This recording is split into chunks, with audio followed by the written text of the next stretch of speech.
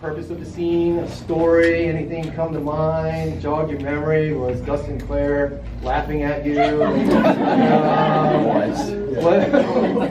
Anything that you like to share with us that maybe comes to mind? It took 3 hours for the eye makeup, and I also put on all these whip marks, which you never see. So that was that was fun, getting all the makeup on. Can you hear us back there? No. Okay, let's start. I can grab that mic. Can you hear? Yep. Yeah, I was just saying that the makeup effects, the black eye, and they put whip marks on my back, took about 3 hours, and of course you don't see half of the makeup that they do. Let's see, somebody said was the water cold? I think it was cold. The water was cold. Was it? I think so, yeah, because it was in the middle of winter in New Zealand, and that's not fun at all. But yeah, anyone else have first? Simon? That was the first time we worked together, though, I think. Yeah, it was, because the two worlds were kind of separate for a long time. My world, our world, was, we worked together in it. We shared a world, it's called the Roman world.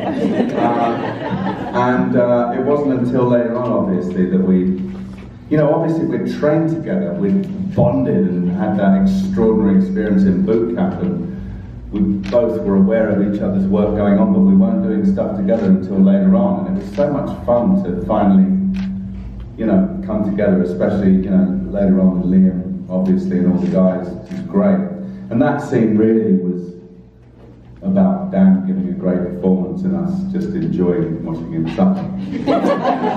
That was the first time as well that I got to sort of introduce his sort of like darker, sick element, like of enjoying the fact that I was sort of pinning him.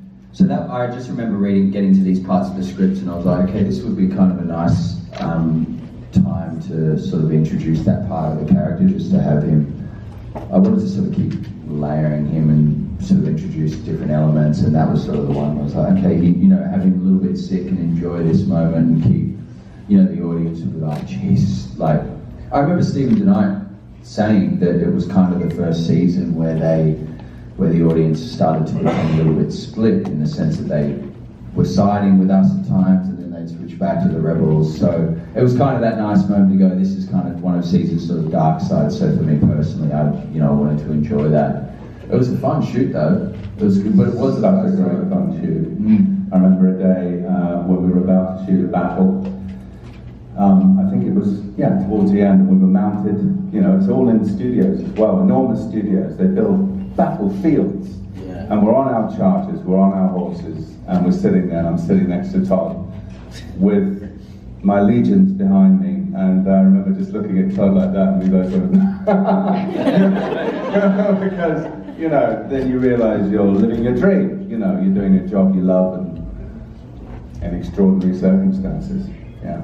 And then we kind of get to experience, I say this each time, we get to experience it the same way you guys do. Because obviously we're surrounded by troops, and we have that kind of experience, but then it's all green screen surrounding us, so then we get to watch it as like an audience member for you guys, like with the camps all in it, and the surrounding mountains, and the other battlefields and forests, and so we then get to see the experience as well, so it's kind of thrilling for us as well to watch it back and see the whole world created. And also because the worlds were separate, whenever you watch the episode, there'd be so much that you just had no idea about, and you could watch other people's performance. Like before, I made a comment when I saw Liam and Cynthia, and I was like, I can't remember that scene, but you just watch it and you go, oh my god, that's amazing, and that was probably the coolest thing. And also the fact that I got to work with Simon for the first time is we're so separate that it's also exciting to work with different people on the show, whereas you're usually stuck in your own little world, and then you get, oh sweet, I get to act against Simon, and he did his thing, and I did my thing, and then I had to. Most of that crucifixion was actually shot on a separate day in front of my parents. Yeah, they came in on that day, and it was all like the kind of close up. Were you there on the second day? Yeah, because I was doing the pinning, I was doing the nailing and stuff. I remember your parents there. Yeah. And so they were just watching me like scream and all that sort of stuff. And they just had to get a lot of the close-ups. Did they have popcorn? I don't think they did. But no, it was a great scene to do. It was fun. The guy who's grabbing my hair, he was doing that for real. And after a while, you're like, I'm like, take 10, yanking it back and all that sort of stuff. And you don't say anything because it doesn't get you in the mood. But after a while, you're like, and that's another thing when you do a lot of stunts. Like at first, people are like, yeah, I'll do this, and they do one take, and then after take 4 or 5, they're like, I probably should have listened to the stunt guys and like not, you learn how to just sell it without actually having to fully exert yourself because it's exhausting after like take 5, take 6 and stuff like that. Yeah. Any questions you guys like to ask the guys? Yes. You know me, I always have a question. Since we watched the crucifixion scene there, tell us about how they did the, Oh, the nails? He didn't obviously pound nails in your hands, so I mean, kind of describe how that scene worked as far as. I know they like had half a nail that they would just stick onto my hand. So it was just stuck on there. And in regards to going through, I can't remember how They had like 3 nails. They had like the big size nail that you could hold, and then it was metal and it looked realistic. And then I would put it in between the web of his fingers when we were lining it up. So then the shot would be shot from the side.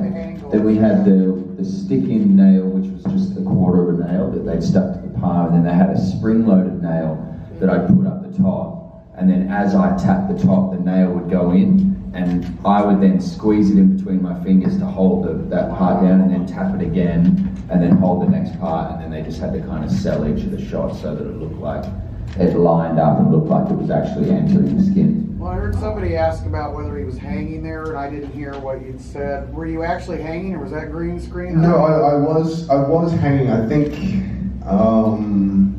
They had a harness. they had a harness or something like that to kind of keep me propped up. But still, you're like hanging down, but they're tied up. It wasn't exactly comfortable, but you were fine enough for the shot that they wanted to do. So yeah. I thought that was just all abs, baby. It was all painted on.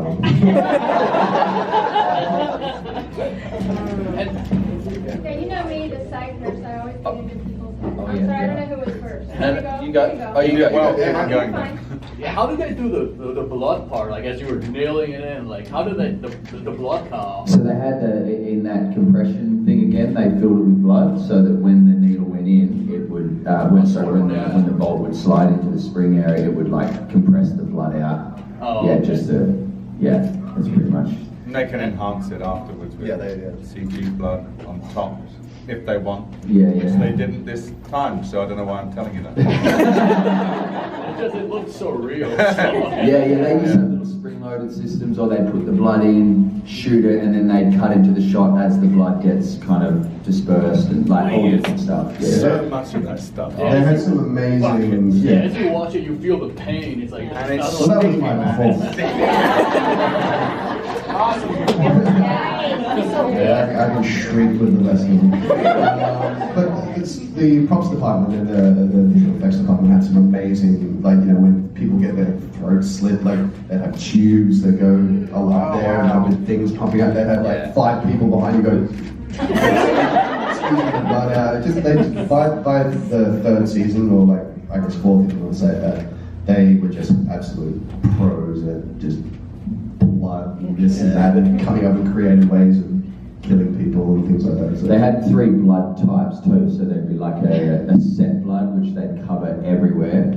Then they'd have kind of like a oozy sort of physical blood which they'd have barrels of, and then they'd have makeup blood which is like a sugar syrup which you can eat, you can have it in your mouth, like it's fine, it's safe. I don't know why we didn't get fat.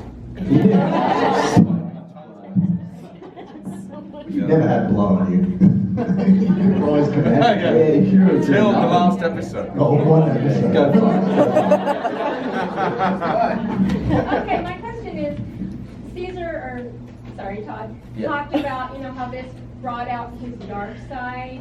I'd like to know, like, Dan, what was Agron thinking at that time when he was actually being crucified? What were you thinking? And then I'd also like to know what Simon was thinking at that time. Just kind of your thoughts, but not your thoughts as Simon, Todd, and Dan, but as your character. Oh, it's a character? Okay. Because Dan's like, I think that's the moment where he realizes he made a mistake. That, like, he's all being cocky, and then as soon as you see Simon mentions, or Crassus mentions, make an example of him or something like that, you see the face change. And for me, that was like, oh shit. Things are getting real, I may not see, the Zir again, and that is, I think for me, the moment where he turns completely and is like, no, I am no longer going to chase war, I need to be back with the people that I love. So I think that was his moment there. So.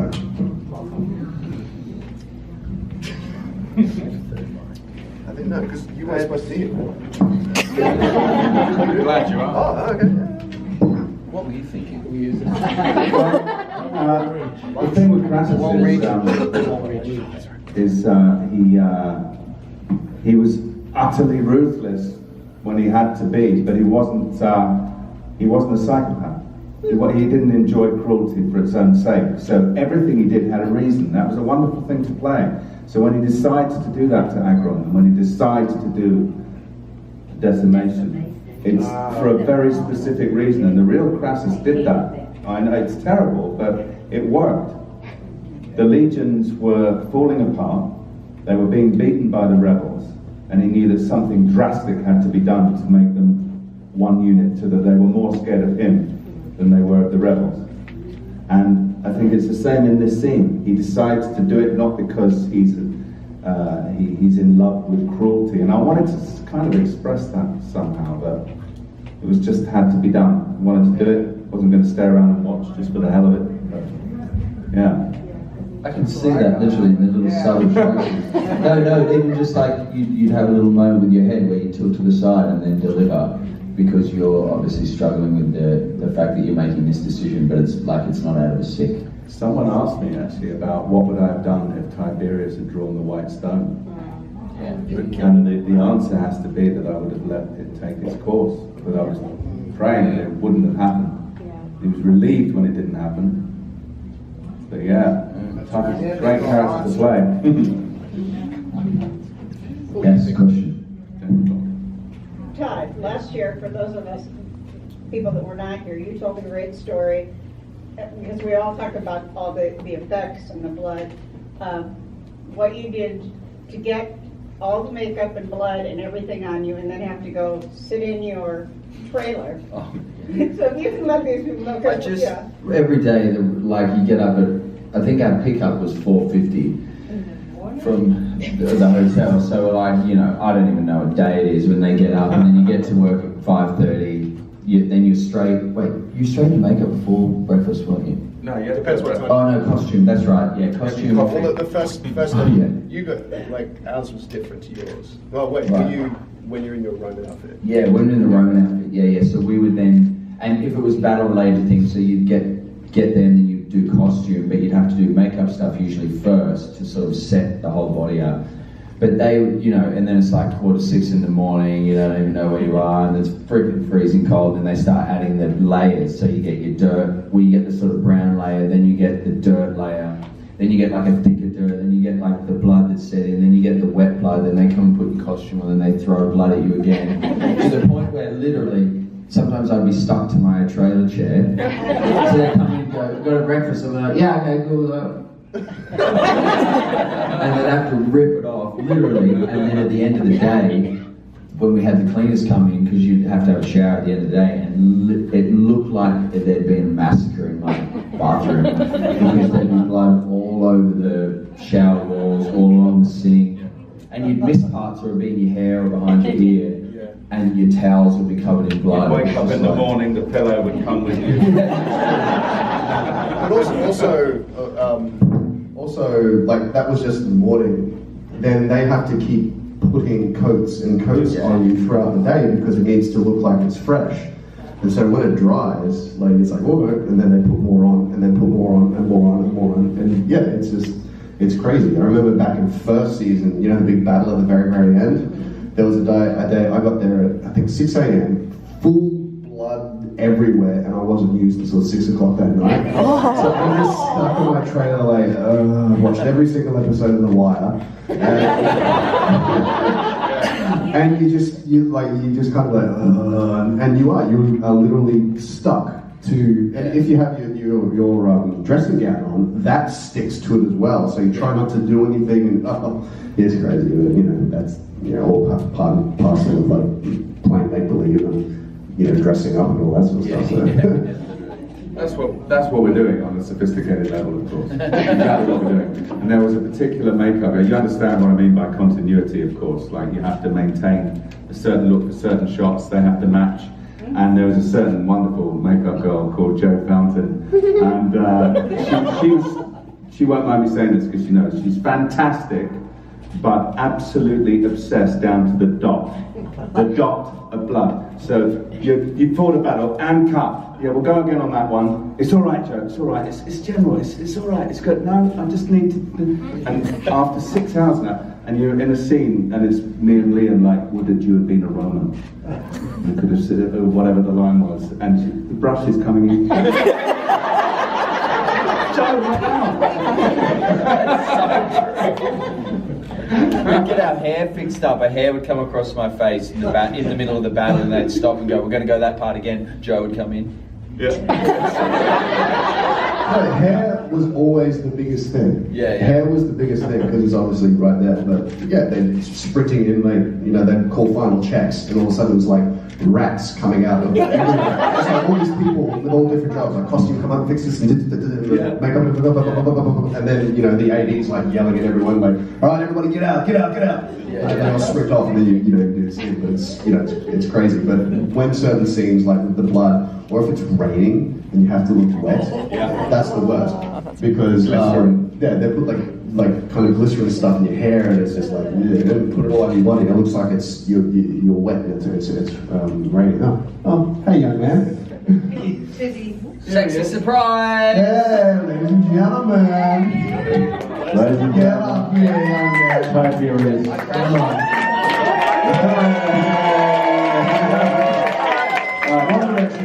Siberians would like to sing you a song. I thought I'd come and watch, but apparently I'm sitting in a nice chair. How was everybody? Good. Enthralled. Good to see you all. Thank you, bye. Who else has a question? He did a great job actually because obviously I'm the only English person, and I was using my own voice, and Christian obviously is not English, he's Australian, and he matched it perfectly. Did a great job. Still love you. What were the most difficult scenes to film, emotionally and physically? I know what you're going to say. It wasn't difficult, they're physically enjoyable. Hands down, that's easy. I can pass this on pretty quick. Yeah, for sure. That was What's it? The physical contact I had with WLS. The producers had to come down and let us know a few weeks in advance what was going to happen. And I thought it was a joke. I laughed. No, seriously. And then I thought it was actually a fantastic character thing because it switched everything for me and created a monster in a sense. And it was the ultimate revenge for Tiberius to get on Caesar 2. We had people who had to walk off set during the shooting because it was confronting. They were too loud. No, they said, I remember them saying about you doing that scene, they said, man, it was again and again, and by the end, the best takes were when you were absolutely ragged. Yeah, well, TJ set up three cameras so they could get everything and not necessarily have to go through it too much. Usually they don't set up 3 because of the lighting elements, you know, they just shoot other angles, but he did it 5 times back to back from the start of the scene, and those guys that were grabbing me that I was having a battle with as well, they were like ex-MMA guys. No, they were full on, like, you're really fighting with them. And then one of the takes as well, which they use when he swings the fire stick, they're meant to, like, what's called pull the hit, where you pull it just at the last second so it looks like it hits me. But he swung through and he smashed me in the side of the face with a fire torch, and it was like, obviously real fire. It's going. So he hit me in the face, and I remember just next to the eye too, and we kept going, and they actually, if you watch it closely, that's the take that they end up using. Wow. And we did 5 takes in a row right through to the end, because TJ was like, we want to get that, we want to have the full effect of, you know, what it would be like.